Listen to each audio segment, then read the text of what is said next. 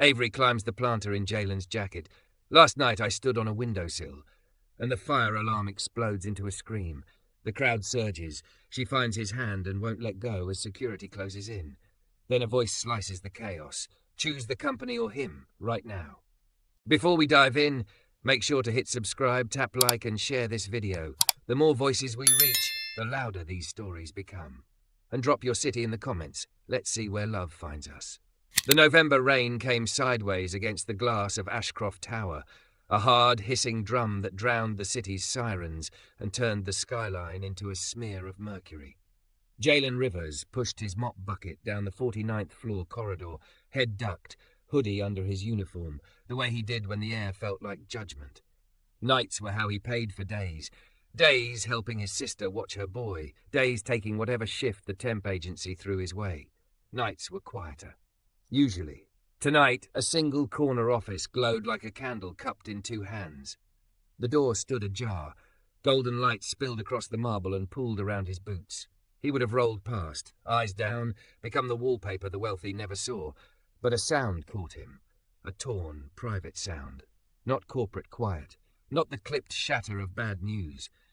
It was a sob, raw enough to make him forget the script he'd learned since childhood.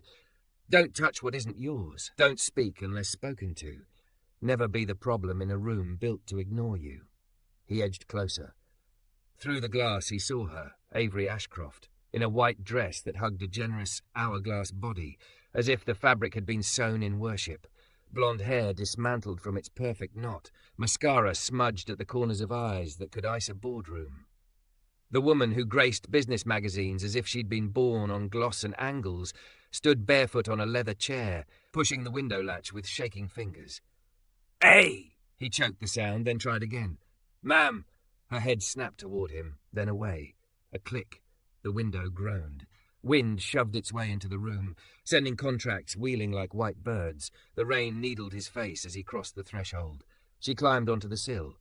"Don't!" he said, and his voice hardly sounded like his, thicker, rough with something he didn't want to name. "Stay back!" Her hand clutched the frame. Her knuckles were moon-pale. "You don't understand." "I don't need to," he said, palms up. He kept his movements small, visible. "You can hate me for being here after." Her mouth twisted. "Of course you're here. There's always someone around to mop the mess." Lightning peeled the sky.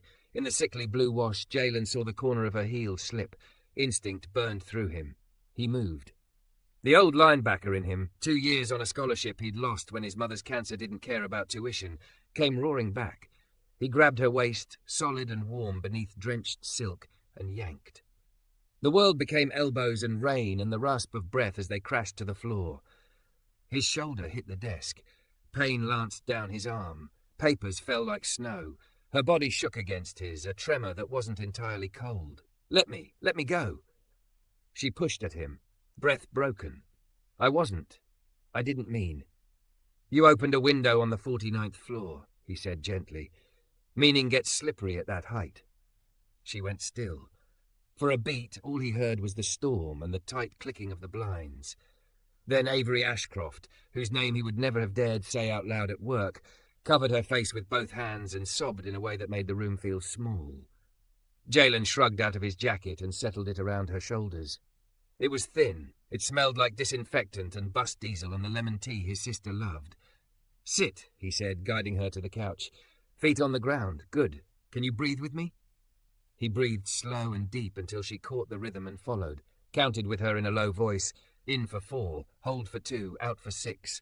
The tide in her chest eased fraction by fraction. Her eyes, red-rimmed and startling, found his. "Who are you?" "Jalen," he said. "Night crew." "Jalen?" She repeated like she was testing the shape of a word her mouth had never had occasion to form. "I didn't want to die," she whispered. "I wanted the noise to stop." He nodded. Noise can be loud even when it's paper. She flinched at the desk.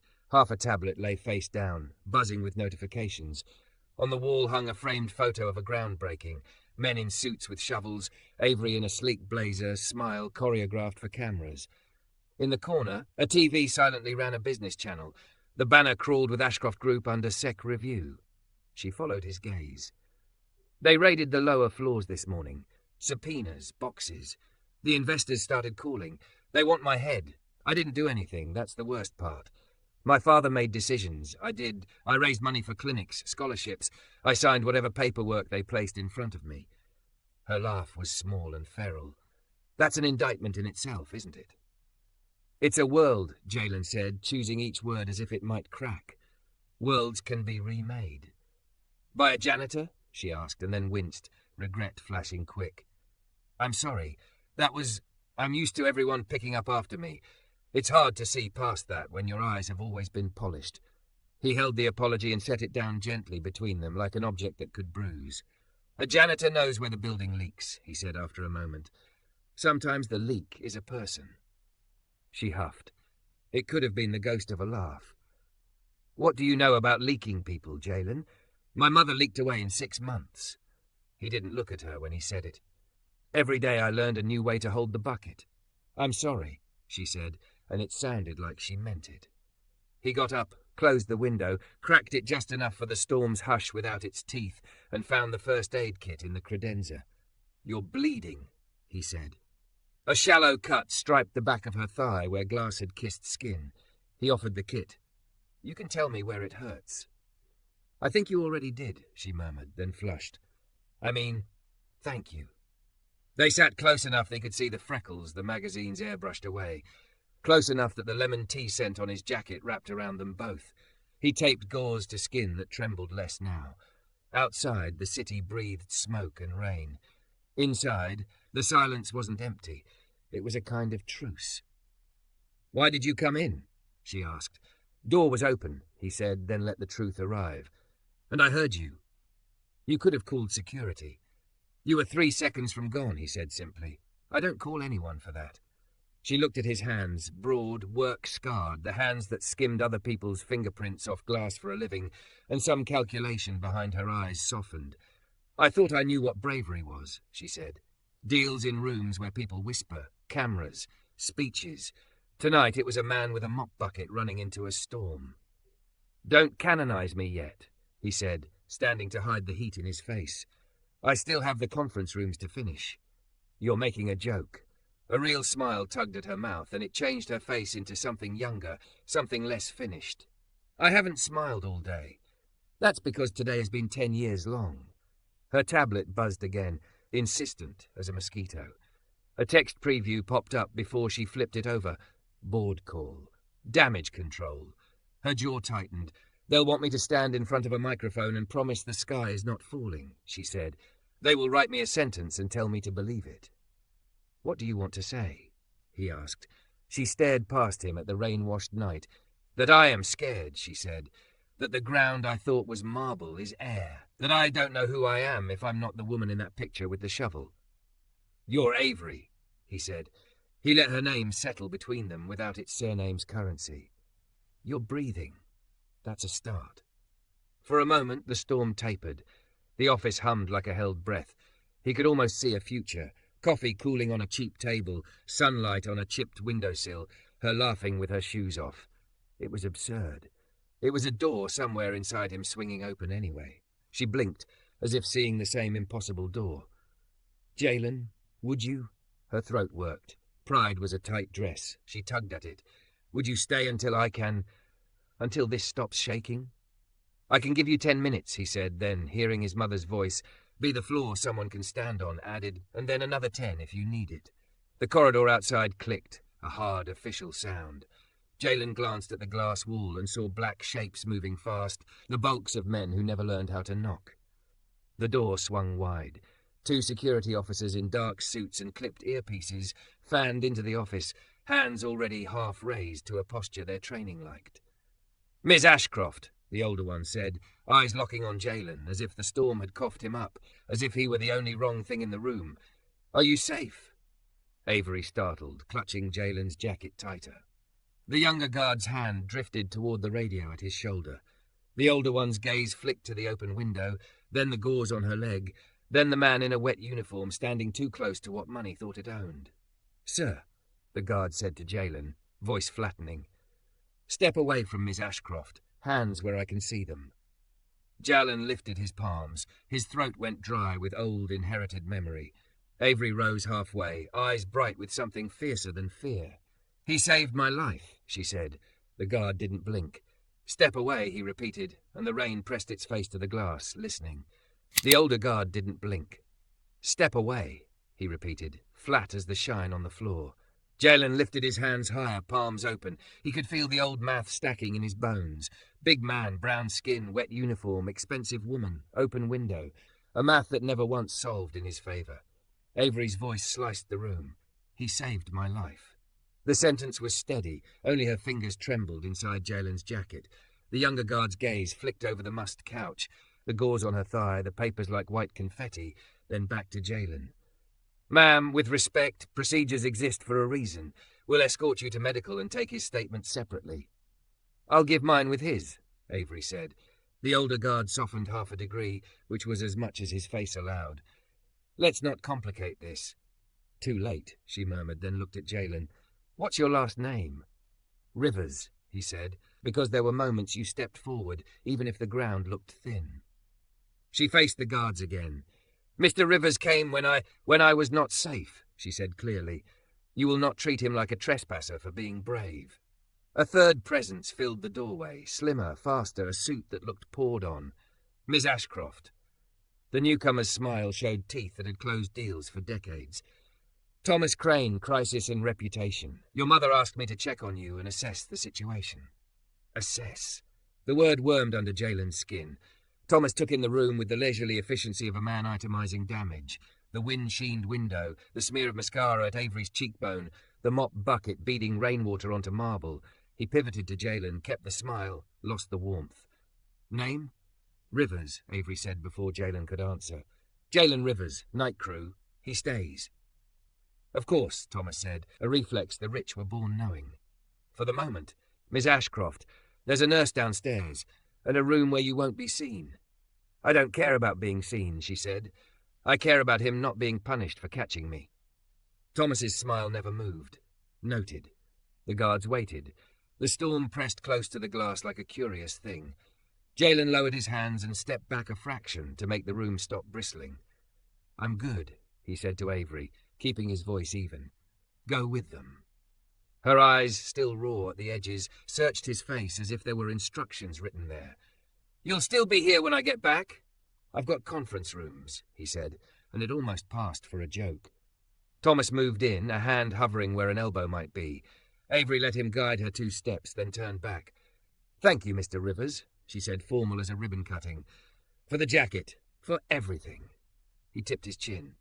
The guards sluiced her out into the corridor, Thomas a sleek current behind them. The office exhaled. Jalen closed the window the rest of the way.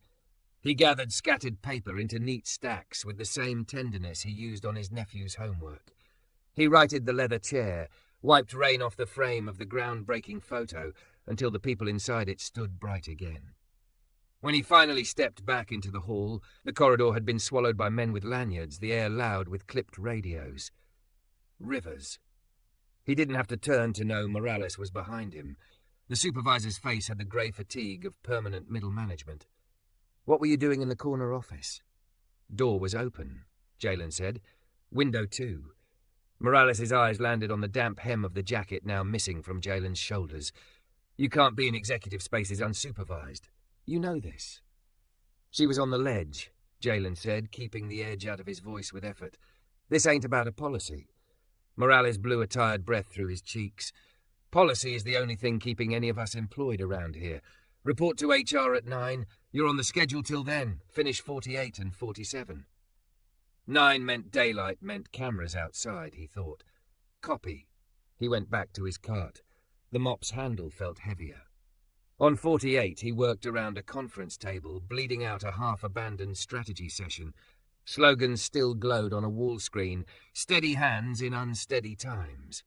He snorted before he could stop himself, then scrubbed the snort away with the rest. Before dawn, the sky thinned to the colour of old coins. He clocked out and caught the BX-12 head tipped against the rattling window. He didn't text his sister to say he'd be late getting the kid to school. She'd already be up, hair wrapped, humming along with the kettle. The bus crawled past a deli smearing sesame on bagels, a church with a hand-lettered sign about hope. He closed his eyes and tried not to replay the moment a heel had slipped and his hands had found a life. Naya opened the apartment door before he knocked twice. "You're soaked." She set down the mug and pulled him inside. The apartment smelled like oatmeal and the lemon soap she bought in bulk on sale. Jameer barreled out of the bedroom with a backpack that looked like it would tip him. "Uncle Jay, did you see the video of the—" "Brush your teeth first," Naya said, palm out without looking, her older sister radar unerring. She scanned Jalen's face. "What happened?" "Long night," he said. He didn't say window or saved or HR at 9. He kissed the top of Jameer's head as the boy ran past, the familiar static crackle grounding. "I'll do drop-off." She studied him one beat longer, then let him go. That was her gift, knowing when to hold a question and when to fling it. "Coffee's black," she said. "I put sugar on the table like you pretend you don't use." He smiled despite the tight in his chest. "You're a saint." Saint Nia of 238th Street, patron of rent being due on the 1st. She touched his elbow, light. "Whatever you did, I know it was the right thing." By the time he walked Jameer up the school steps, the news had found every elevator screen in the city. Ashcroft Group under Sec Review crawled past weather and sports. A smaller headline, the tabloid kind, flashed briefly on a kiosk. "Heiress in midnight drama. Sources say scared, not guilty." He looked away before the photo rendered. At 8:57 he sat in HR's waiting room, the same plastic fern that had existed there since his first day, giving its practiced jungle vibe. A woman with a soft voice and an unopened bottle of water on her desk called him in. "Mr. Rivers, thank you for coming." "Didn't feel optional," he said. She smiled in apology without teeth. "I have a formality to complete." Her eyes checked boxes. "Could you describe last night from your perspective?" He told the truth in simple pieces and did not decorate it. Open door, crying, window latch, hands, floor, gauze, guards. He did not add the lemon smell of his jacket, or the way her voice had used his name like it meant something. The HR woman tapped notes. "Security reports corroborate your account." Miss Ashcroft also provided a statement. She looked up then, really looked. "I need to say, what you did was brave." He waited for the but. "It puts us in an unusual position," she said gently. "Your presence in the executive suite after hours violates protocol. However, given the circumstances, we are closing the matter with a written acknowledgement rather than disciplinary action. You'll need to attend a refresher on emergency procedures." He let out a breath he hadn't admitted he was holding. "Understood." She slid a paper across the desk, language wrapped in corporate gauze. He signed where it asked him to promise never to save a billionaire improperly again. When he stood, she hesitated, then added, "This stays internal, Mr. Rivers. No press." "Wasn't planning on calling TMZ," he said, a dry corner of humour returning. He stepped out into the hall and almost collided with Thomas Crane. The man's suit had not creased since midnight. "Mr. Rivers," Thomas said pleasantly, as if they were old friends. "A moment?" Jalen's shoulders arranged themselves into wary lines. "Yes, sir." Thomas steered him toward a window that looked out at a slit of rain-silvered city. "Miss Ashcroft asked me to thank you personally," he said. "She also asked for your contact information, which you are, of course, under no obligation to provide." The part of Jalen that protected his small life twitched. The other part, the one that had walked into a storm, opened his mouth. "She can reach me at this number," he said, and gave it. "Excellent." Thomas typed it into a phone without a case. "One more thing." The pleasantness thinned. "Optics matter. If you receive inquiries, decline. If anyone approaches you, refer them to me. Ms. Ashcroft's well-being is our priority." "Understood," Jalen said, because he was not a man who enjoyed being between a machine and the story it wanted to tell. He made it back to the service corridor with his breath still mostly his, pushed open the door to the freight elevator, and there she was. Avery leaning against the metal wall, hair scrubbed into a neat bun, his jacket draped over her arm like a promise she wasn't yet ready to return. Up close, the grafted poise was holding, but the edges were human. "Your people are very fast," he said, because the alternative was staring. "My people are very people," she said, mouth crooking. "Can I?" She faltered, then lifted the jacket. "I wasn't ready to give this back."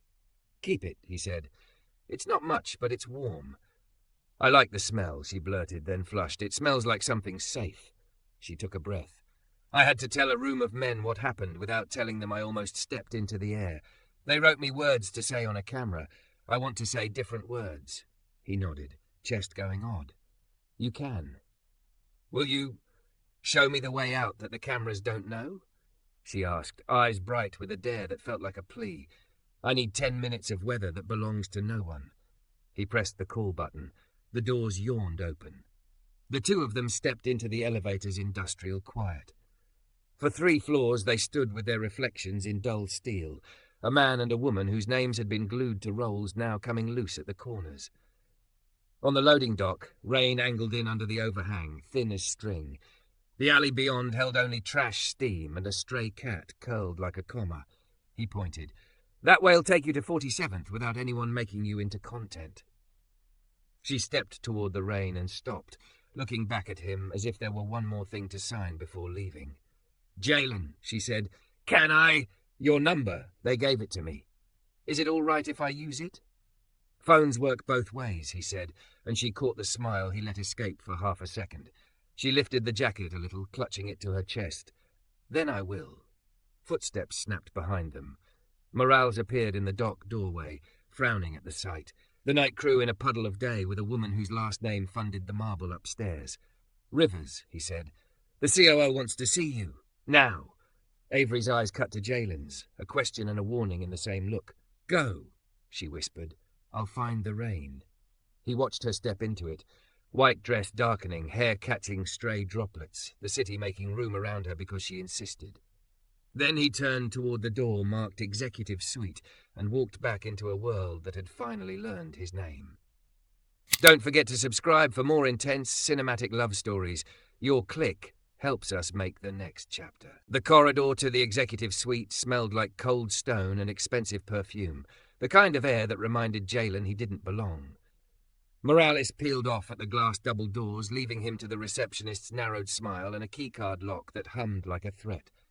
A minute later, he was ushered into a room that had no corners.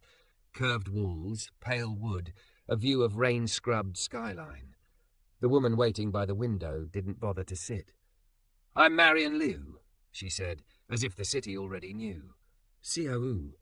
Jalen Rivers, he replied, hands at his sides, shoulders loose because he'd learned long ago tension looked like guilt. I'm aware.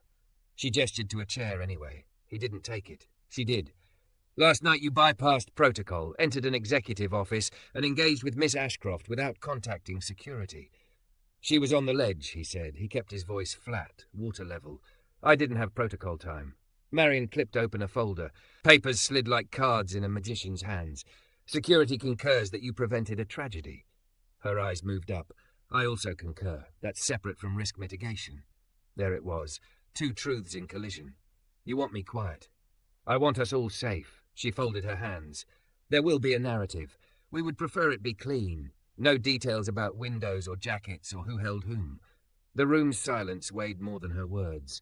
Jalen stared at his reflection in the glass. Broad-shouldered man in a damp uniform, a smear of rain drying on his collar like a stubborn bruise. What happens if I don't fit your clean? Then the story writes itself, Marion said, not unkind. And stories written by strangers rarely favour the people inside them. She slid a paper across the table, an acknowledgement you already gave HR, plus a routine confidentiality addendum. In exchange, a hazard bonus and our thanks.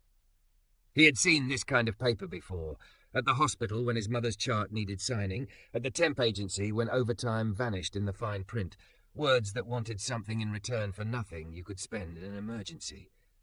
Miss Ashcroft asked for my number, he said. You know that? I authorized it. Marion's mouth softened. Avery is she believes in people, sometimes to a fault. She believe in me? He asked. Marion's gaze held his a fraction longer than was comfortable. She asked me not to fire you, she said, before I decided not to.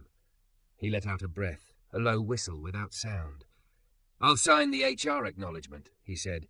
I won't lie about a window if I'm asked. No one is asking you to lie, Marion said, and the sentence hung in the air with all its carefully engineered vagueness. We are asking you to respect privacy, yours and hers. He picked up the addendum, felt the weight of ink. My privacy is cheap, he said. Hers isn't. That's the math you're doing. Marion's eyes flicked almost a smile. We're both doing math. She stood, ending the meeting with the grace of a gavel. Mr. Rivers, go home. Sleep. If anyone contacts you, forward them to Thomas Crane, and... She stopped. Thank you for last night. He nodded. At the door, she added, quieter, it doesn't have to be war. Only feels like it when the bullets are emails, he said. He stepped back into the hallway and felt the building's heartbeat, the muffled conference calls, the shift of elevators, the practiced murmur of people who ate stress for breakfast. His phone buzzed in his pocket. Unknown number. Is it okay if I text? It's Avery. Another bubble chased the first. I found the rain. Your route works. His thumb hovered. Yeah, you good? 3 dots pulsed. Then not good. Not broken. Hungry. Do janitors eat lunch? He smiled. Couldn't stop it. We do advanced snack studies. There's a bodega 2 blocks south that treats sandwiches like religion. 12? Yes. Also, thank you for the jacket. It's going to start rumors if I carry it everywhere. Let it, he typed, then erased it. Bring it. It's cold. He clocked out with Morales giving him a look that mixed relief and irritation, like someone who had barely missed being blamed for something structural. The rain had thinned to a childish drizzle. On the sidewalk, screens screamed the same headline with new fonts. Jalen picked up pace, the way you slip past a dog you don't know. The bodega's bell chimed like it always had, thin and hopeful. Steam fogged the deli case. The griddle sang. Mr. Ortiz looked up from slicing tomatoes. Night shift, you look like a wrung-out towel. Cubano for you? Make it 2, Jalen said, then realized he'd jumped a step. If someone else shows. Someone else, Mr. Ortiz repeated, reading the way Jalen used to read zone defense. I'll warm a booth. Avery arrived 10 minutes later in black jeans and a plain sweater that made her look less curated and somehow more seen. Even dressed down, she moved like the room watched, body strong and full in all the ways that made heads turn and stay. She tucked stray blonde hair behind her ear, cheeks pink from the walk. The jacket, his jacket, was on her shoulders, sleeves too long, and the sight did a strange good violence to his chest. I Googled how to order a sandwich like a local, she said, breathless, sliding into the booth. The internet suggested yelling. He laughed, and the sound surprised them both. You yell after you get the sandwich. Tradition. Mr. Ortiz set 2 plates down with a wink that said he'd seen every kind of story begin under his fluorescent lights. Eat. The city will hold while you chew. They ate. The grease and mustard and pressed pork made sense of the day in a way language hadn't. Avery took a long swallow of ginger ale, then set the cup down carefully, as if it were evidence. I told a circle of men I was fine, she said. I said words that sounded like me from far away. What would you have said from close up? That I was on a windowsill because I didn't know where else to stand. She didn't flinch from it now. That you grabbed me and the ground came back. He watched the pulse at her throat. Close up is dangerous. I know. She lifted her eyes, blue and unarmored. I want dangerous, that's honest. They sat with that. A couple at the counter argued about baseball. 2 construction workers shook rain from their caps. An old woman in a church hat counted scratch-off tickets with reverent focus. The city kept doing what it does, refusing to stop for anyone's disaster. My sister's going to kill me, Jalen said suddenly. Avery blinked. Nia? She worries in complete sentences, he said. If she sees your face on a screen and my name in an HR file, she'll start planning my next 3 lives. Invite me to dinner, Avery said so softly it could have been a joke. It wasn't. He leaned back. That's a lot. I don't know how to do a little right now, she said. Everything in my life has been all or nothing. Half felt like betrayal. She held his gaze. Let me meet the sentences that raised you. You don't owe me that. I owe myself something real, she said, and I owe Nia the courtesy of letting her decide if she likes me. Dangerous, he murmured again, but his mouth was doing that involuntary smile. You're not what I expected. I'm not what I expected, she said. Turns out the floor looks different when you stand on it with your shoes off. His phone buzzed. A text from Nia, you alive? Also, Jameer wants to know if heroes eat plantains. I told him yes. Come home. Bring milk, and whatever else heroes need. He showed Avery the screen. She read it twice, then laughed into her palm. Plantains, she said, savouring the word. What else do heroes need? Receipts, he said, and naps. They paid. Avery tried to slide her card across the counter, reflex habit, and caught herself when her face tightened and the card didn't beep. She looked at Jalen, half apology, half dare. He slid cash to Mr. Ortiz without comment. On the sidewalk, the sky cracked open to a cautious blue. She stood with her hands thrust into the jacket pockets, like she'd always meant to live there. "They'll hate this," she said to the middle distance. "Pictures of me with you, eating food that leaves grease on my fingers. They'll say I'm playing at poverty for optics." "They don't know what anything costs," he said. She turned, stepped closer. "Then teach me.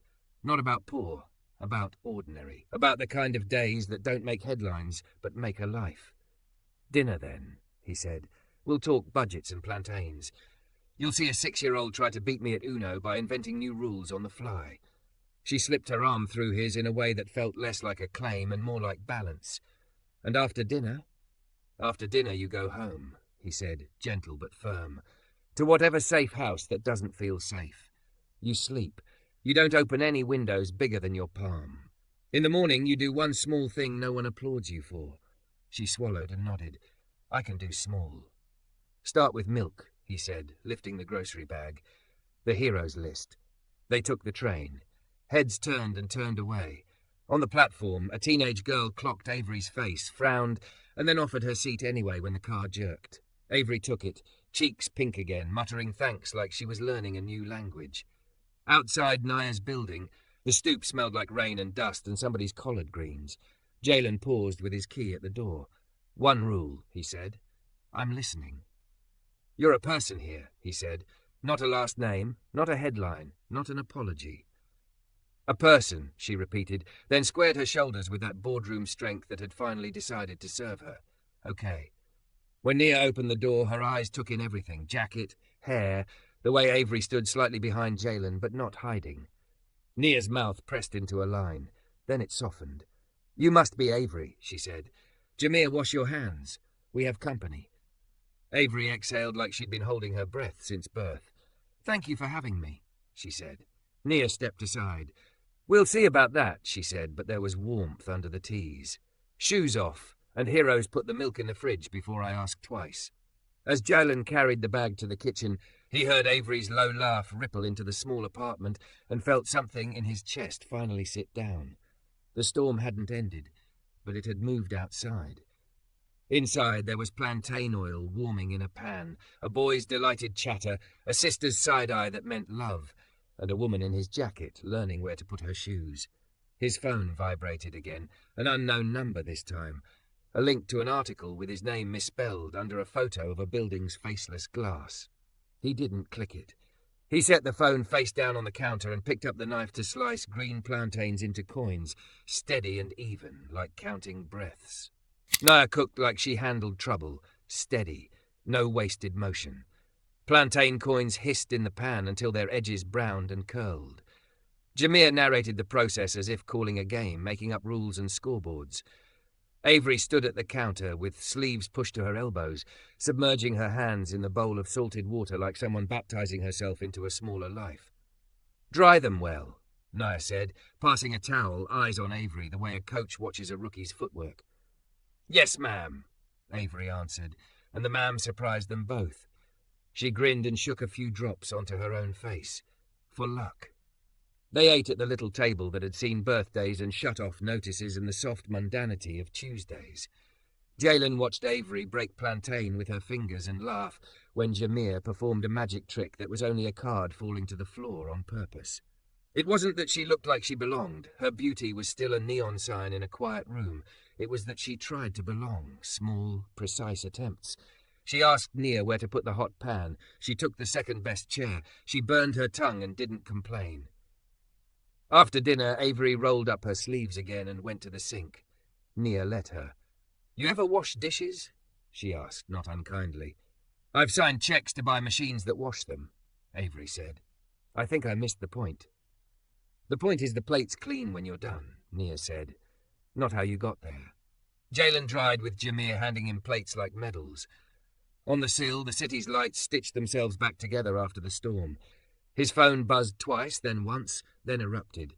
Unknown numbers, old friends who'd never texted before, a reporter who must have guessed his email.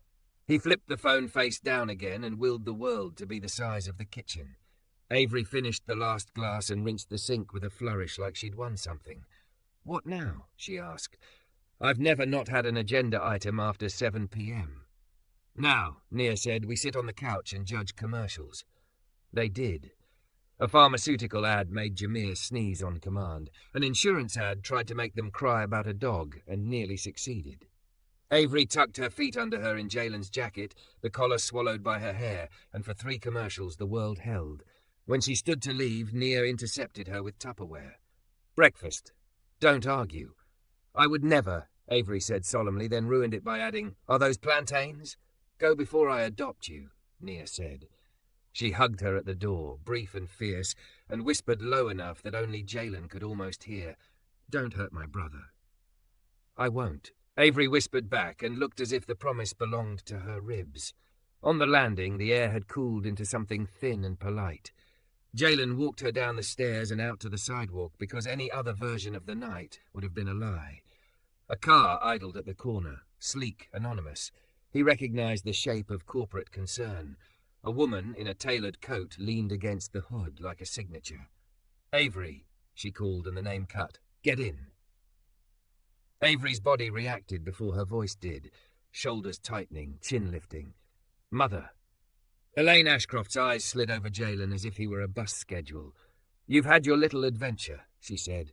"It's time to be an adult. We have counsel waiting downtown." "I'm not getting in that car," Avery said. "I have a safe house." Elaine's mouth tugged into something that wasn't a smile.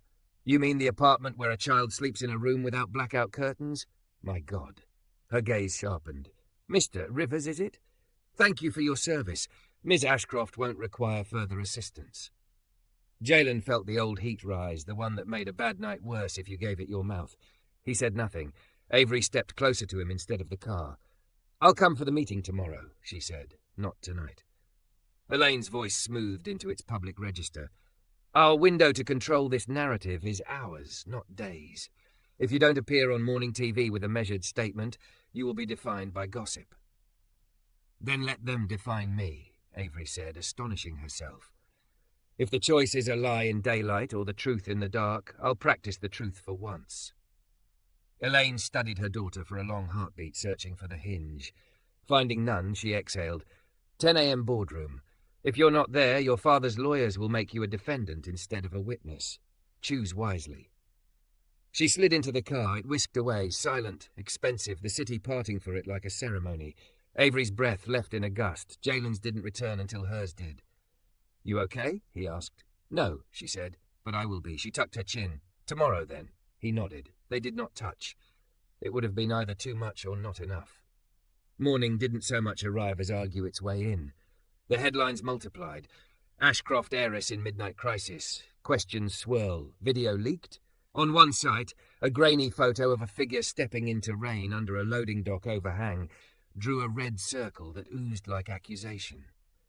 The comments were a zoo whose animals knew English without knowing mercy. Jalen took the train early and still arrived late to the building that acted like nothing bad could happen inside it. In the service corridor, a message had been scrawled on the whiteboard where schedules usually lived. "Stay in your lane." Someone had drawn a little window with stick figures and a mop. Someone else had crossed it out with a single hard line. Morales rubbed the bridge of his nose. "I'm sorry about that." "I've seen worse," Jalen said, though the little window etch-a-sketched in his chest. In the locker room, his locker hung open, though he'd locked it. His spare hoodie lay on the floor, boot prints smudged across the chest. The jacket he wore last night, the one Avery hadn't brought back, was gone, and that absence felt oddly like balance. He relaced his work boots and let the anger drain through the holes in the concrete, the way you learn to when the other option is setting yourself on fire to prove you're warm. At 9, Marion Liu sent for him. Her office, all curved edges and polite air, contained a different woman today, more steel, less tolerance for ballet. Thomas Crane leaned against a credenza with his arms folded like a semaphore. "Mr. Rivers," Marion said, "you understand the pressure we're under." "I understand pressure," he said. "It makes diamonds or headaches." Thomas's smile didn't reach anything useful. "We'd like to get ahead of the story. A short, controlled interview with a friendly outlet. Ms. Ashcroft speaks. You stand in the background. This isn't a rescue narrative, it's a resilience narrative. You want a backdrop, Jalen said, a fern that breathes. Marion didn't flinch. We want to protect Avery. You want to protect the company, he said. Those are temporarily aligned, Thomas said smoothly. Help us keep them that way. Jalen weighed the offer, the ask, the posture of the men and the shape of his own spine. I'll stand where Avery asks me to stand, he said. I won't stand where I'm placed. Thomas tilted his head. You may find those are the same. Then we'll see. He made it out of the office and onto the street before his phone vibrated again. Avery, board at 10. I won't read their script. Will you? Could you be nearby? Where? She dropped a pin. Public atrium 1 block over, a cube of light and steel where suits ate $16 salads while pretending not to. On his way there, 2 men in shirts with 2 white collars fell into step on either side of him like a set of parentheses. You Jalen? The one on the left asked, smiling without eyes. Depends who's asking, Jalen said. We are, the right one said. Friendly advice. Take the gratitude on offer. Sign whatever keeps your head down. Don't make yourself bigger than your broom. Jalen stopped. Passers-by flowed around them like water around a rock. There's no broom in my hand, he said. Only a number you don't know how to count. They looked at each other, something small and ugly passing between them, then peeled away as if choreographed. Not an attack, exactly. More like a draft, an attempt to make walking forward hard work. He was still angry when he reached the atrium, which meant his face was set and his hands were too still. Avery stood by the big indoor elm as if drawn there by an invisible wire. She wore black again, armour you could mistake for elegance, and his jacket, which made the armour human. You came, she said, relief softening her vowels. Behind you, he said, out of frame. She almost smiled. That's where I need you. He followed her through the turnstiles and up to the 29th floor, where the boardroom was all angles and ancestors. Men and a few women in suits that didn't wrinkle sat along a table that probably cost as much as 3 apartments. Elaine sat at the far end, flanked by counsel and a spreadsheet printed on expensive paper. Avery took the empty chair in the middle instead of at the head. Jalen leaned against the wall near the door and became furniture with a pulse. Marion began. We appreciate your presence, Avery. You know the gravity. We need to discuss steps to mitigate, Avery supplied. You always say mitigate when you mean survive. Elaine cut in. Avery will be reading a statement at noon clarifying her non-involvement, expressing support for the investigation, and outlining a plan for philanthropic continuity. And she'll say she's fine, Avery murmured. She'll speak for the cameras so the stock can find its shoes. Avery? Thomas warned softly from a corner. Cameras were prohibited in the room, but he carried a camera in his face. Avery turned her chair so she faced the table without addressing any one person. I almost stepped out of a window last night, she said. No preamble, no rescue. The sentence landed like a dish breaking in a silent kitchen, because I didn't know where else to stand. Mr. Rivers caught me. That's not a metaphor. That's the truth. I won't tell a different story because it's tidy. A murmur went around the table like cloth being moved. Elaine's voice went low and dangerous. We can protect your privacy or your pride, not both. Protect me by telling the truth, Avery said. Her voice shook once, then levelled. Tell them I signed what I was told to sign because my last name made me an emblem and a shield. Tell them I'm accountable for my ignorance and that I'm learning. Tell them the man who caught me works nights for a wage that would make any of you cry if you had to live on it. The shareholders, someone began. The humans, Avery said. We still have those, right? Silence, then Marion, careful. If you say that on camera, the street will punish you. The street already punishes us, Avery said. It's just the wrong street most days. Elaine stood, the room tilting toward her. Enough. If you insist on making this a morality play, we will remove you from operations pending the outcome. Your father's counsel will be advised you are unavailable for strategy. She slid a folder toward Avery. Or you can sign this. You keep your seat. We keep the lights on. Avery didn't touch the folder. She looked at Jalen. Not for rescue. For something like a compass reading. He held her gaze and saw fear and stubbornness and the piece of her that had washed dishes last night because plates don't care what you earn today. He didn't nod. He didn't shake his head. He let his face say what his mouth would have ruined. You already know. Avery pushed the folder back across the table with one fingertip. I'll speak at noon, she said, but I'll use my words. Elaine's jaw worked. And the company can decide if it still wants me. The meeting dissolved not with a bang, but with a hiss. Papers gathering, chairs scraping, the choreography of people who had lost control but not yet admitted it. In the hall, Marion caught up with them. You like walking into fires, she said to Avery, equal parts admiration and fatigue. I like not pretending it's rain, Avery said. Marion turned to Jalen. There will be consequences, she said, for both of you. Jalen shrugged. There were already. They took the freight elevator down 2 floors to avoid the main bank. The doors slid open and the noise hit them like weather. Reporters, flashes, a blur of faces, hungry for angles. The PR team had failed to hold the perimeter. Even the atrium security looked overwhelmed. Thomas appeared at Jalen's shoulder, eyes sharp. Back exit, now, he muttered. A voice rose above the din. Avery, over here! Did your janitor boyfriend spend the night? Laughter that wasn't joy rippled. Avery's spine stayed straight. Her hand found Jalen's without asking, fingers cool, grip steady. We go out the front, she said. Thomas hissed. That's a mistake.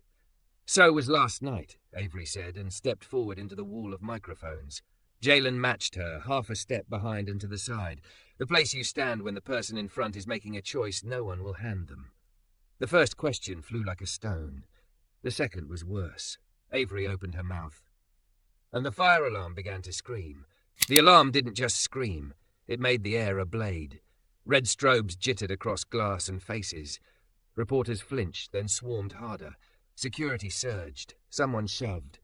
Jalen felt the herd tilt and did what he'd done in 100 crowded moments, widened his stance and made himself a post people could grab if the floor tried to move. Avery's fingers found his. Cool, steady. Stairs, he said near her ear, and they slid sideways through the press like fish through reeds. The service stairwell swallowed them, concrete echo, a smell of wet steel and dust. The door thunked shut and the alarm became manageable, a far siren instead of a scream at the bone. Avery braced a hand on the rail and pressed her forehead to the metal for 1 beat, 2. When she lifted it, her face was pale and alive. They pulled it, Jalen said, hearing it now. The 2-timed shriek, the way PR men suddenly had a plan. A flush. Clear the field before you can speak. Then we move the field. She touched his sleeve. Will you stay if I say something wild? I've been next to wild my whole life, he said, and that made her see his mouth soften. Go say your truth. They went down 8 flights quick, swung through a corridor that smelled like mop water and choices, and came out into daylight on the loading dock. The alarm still raked the sky. Fire trucks shouldered the curb, their calm red hulks announcing adults were present. The alley fed into the main plaza like a throat. Beyond, microphones still thirsted. Thomas materialized at the dock edge, headset crooked, smile fixed by pins. Back entrance, he said. We'll get you to a conference room, then. Conference rooms have ceilings, Avery said, and kept walking. She stepped off the loading dock and into the plaza. Cameras turned. The crowd rewove itself around her like a net deciding to be cloth. Security reached for her and thought better of it when they saw her face. She climbed 2 steps onto a low planter where a winter elm stuck its thin fingers in the air, and the most expensive corner of the city had to look up at a woman in a janitor's jacket. My name is Avery Ashcroft, she said. No script, no notes. Her voice was hoarse and exact. Last night I stood on a windowsill because I didn't know where else to stand. A man named Jalen Rivers caught me. I'm telling you that because euphemisms are why we're here. The plaza shivered, lenses refocused. I signed things I didn't read because people I loved told me they were fine, she went on. That isn't innocence. That's laziness dressed in pearls. I'm not here to deny. I'm here to be accountable for the harm my name has floated above without touching. Starting today, I'm stepping back from operations. Independent auditors will have everything. My salary is suspended. If I have a platform, it won't be used as a shield. Do you love your janitor? Someone shouted, drunk on cruelty. Jalen felt the old heat rise. Avery didn't flinch. I respect the man who saved my life, she said. I'm learning what love looks like when it isn't a press release. A ripple of laughter, nervous, genuine, broke the tension, then vanished when she lifted her chin. "And one more thing," she said. "There are people in this city who clean your offices at midnight and still can't afford daylight. If I get to keep any influence, I'll use it to build a fund for workers to finish degrees, switch careers, get healthcare that isn't a scavenger hunt. I can't touch a dime while investigators do their work, but my voice isn't frozen." The fire captain, bearded, patient, mounted the planter edge, put a hand up. "We do need to clear the plaza," he said, voice amplified just enough to carry. False pull. Somebody didn't want a crowd thinking its own thoughts. The cameras ate that too. The captain looked at Avery, then at Jalen, and tipped his chin like a man who decided the world hadn't ended today after all. Elaine's car glided up to the curb as if the city had always been a runway. She stepped out in heels that didn't admit to sidewalks. "That's enough," she called, not to the crowd. To her daughter. Avery climbed down. The two women stood close enough that Jalen heard the fabric of their coats, being careful. Elaine's smile was a private thing without joy. "You just set the building on fire," she murmured. "It was already burning," Avery said. "I just pointed at the smoke." Elaine looked at Jalen the way weather looks at a streetlight. "You think you can carry her through this?" she asked, as if he'd joined an interview without applying. "You think catching counts beyond one night?" Jalen didn't rise. He had no idea what counted in a life like theirs, only what counted in his. "I think she can walk," he said. "I plan to walk beside her." "Romantic," Elaine said, and turned away before her eyes admitted anything like worry. The board's statement landed 20 minutes later. Jay saw it on 3 screens and in the way the building's shoulders altered. Leave of absence, commitment to transparency, continuity of leadership. It was a language that could make anything sound like furniture. They walked to the bodega, because walking beats thinking if you do it long enough. Mr. Ortiz slid 2 ginger ales onto the counter without ringing them. "On the house," he said, then nodded toward the TV over the gum rack, where Avery's planter speech replayed with closed captions that got the heart of it right. "We've got a tip jar for your fund before you find a bank that says yes." Avery blinked too fast. "Thank you," she said. "I don't know what I'm doing." "You're doing it," he said. "That's rare enough." By late afternoon, the city had arranged its reaction. Half of it called her brave, half called her reckless, all of it tuned in. Jalen's phone lit with offers that weren't offers. Exclusives, soft features, a streaming service's docu-pitch voiced by a man who said authenticity like a commodity. He declined, then stopped declining and stopped answering at all. At home, Nia had soup steaming and 2 bowls ready. Jameer presented a drawing with the gravity of an artist, a stick figure in a dress balanced on a big rectangle labelled window, and a taller stick figure with very long arms catching her. There was a third figure holding a frying pan in the corner labelled Aunt Nia. "It's us," Jameer said unnecessarily. Avery took the paper like it might break. "I love it," she said, and Jalen watched her mouth remember how to be young for a second. Halfway through soup, there was a knock no one expected. 3 light taps and a 4th that meant business. Marion Lou stood on the mat with her umbrella tucked like a sword and rain glitter dusting her black coat. "I'm off the clock," she said. "May I come in for 5 minutes I'm not supposed to take?" Nia looked her up and down and opened the door wide enough to be generous but not stupid. "Shoes off," she said, "and if you brought legal vibes, leave them on the landing."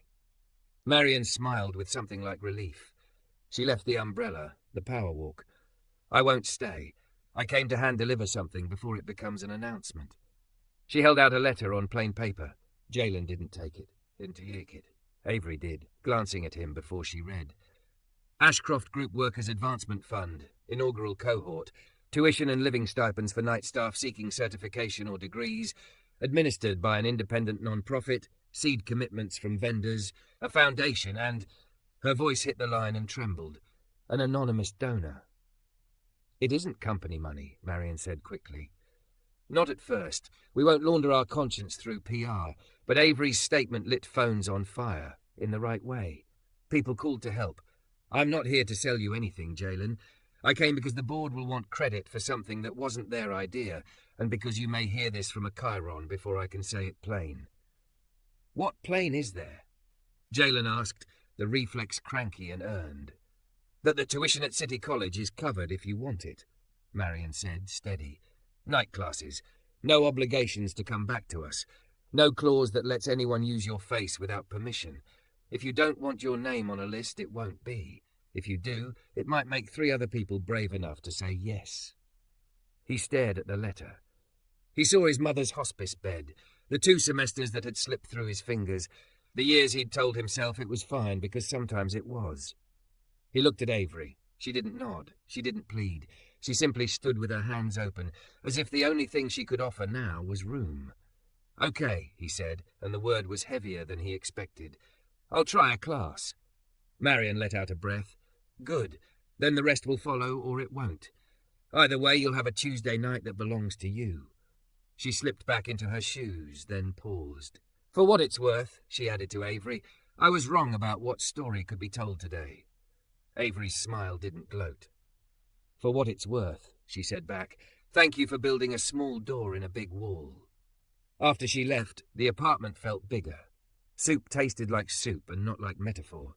Jameer fell asleep mid-sentence on the couch with a plantain chip stuck to his cheek. Naya covered him with a blanket that had known more winters than any of them. On the fire escape, the city breathed and didn't ask for anything. Car alarms did their dumb chorus 2 blocks away. Somewhere somebody learned a scale on a trumpet, brave and off-key. Avery leaned on the railing. The jacket hung on her shoulders like a story she'd decided to keep. "I resigned," she said into the cold. "They made it a leave. I made it the end." Jalen didn't pretend not to be relieved. "What do you do when you don't have a job that eats your name?" "Buy milk," she said, almost laughing. Then, quieter, "Start a thing I can look at without needing a shower. Learn to be boring. Learn to be brave when no one claps."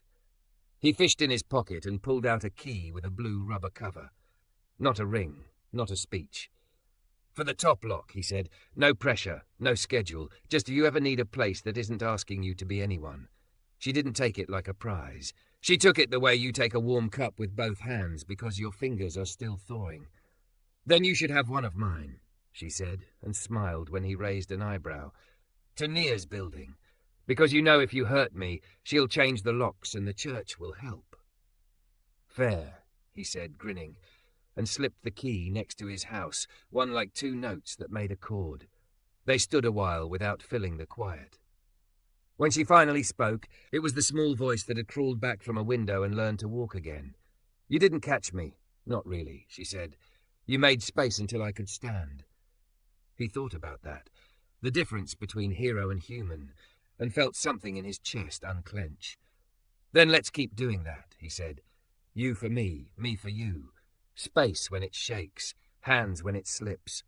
A train sighed over the bridge in the distance, a long exhale, a city's way of saying it would keep going whether or not any one life got its act together. He reached for her hand.